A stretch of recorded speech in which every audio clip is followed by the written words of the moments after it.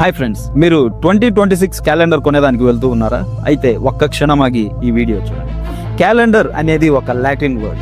ప్రాచీన రోమ్ భాషలో క్యాలెండా అంటే కొత్త నెలలో మొదటి రోజు అని దాని అర్థం.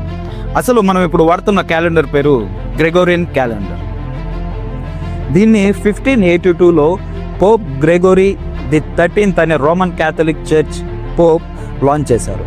కాలక్రమేణా యూరోప్ మొత్తం వ్యాప్తి చెంది దాని ద్వారా బ్రిటిష్ నుంచి భారతదేశానికి వలస వచ్చింది.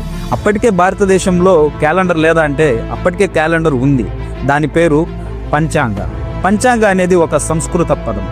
పంచ అంటే 5 అని, అంగ అంటే భాగాలు అని, 5 భాగాలు అని దాని అర్థం.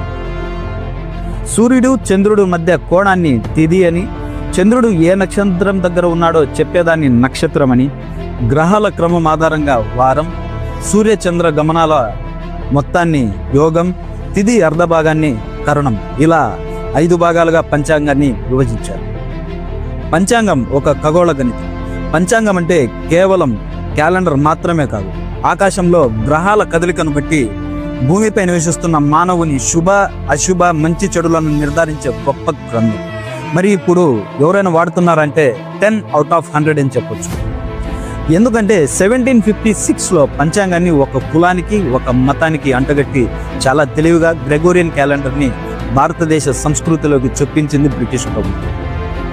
భారతదేశానికి స్వాతంత్రం వచ్చిన తర్వాత అంటే 1955లో మేఘనాథ్ సాహా గారి ఆధ్వర్యంలో ఒక కమిటీ వేసి శక సంవత్ అనే ఒక నేషనల్ క్యాలెండర్ని రిలీజ్ చేసింది అప్పటి భారత ప్రభుత్వం. శక సంవత్ పంచాంగానికి కొన్ని దగ్గర పలుకులు ఉన్నప్పటికీ మన భారతీయులు గ్రెగోరియన్ క్యాలెండర్ని మాత్రమే ఉపయోగించారు. పంచాంగాన్ని ఒక కుల మతపరమైన గ్రంథంగా మాత్రమే చూస్తారు.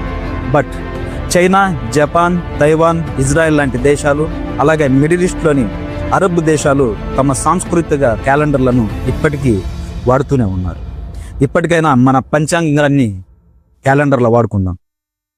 మన దేశ సంస్కృతి సాంప్రదాయాలను కాపాడుకుందాం. ఎనీవే, ఆంగ్ల నూతన సంవత్సర శుభాకాంక్షలు.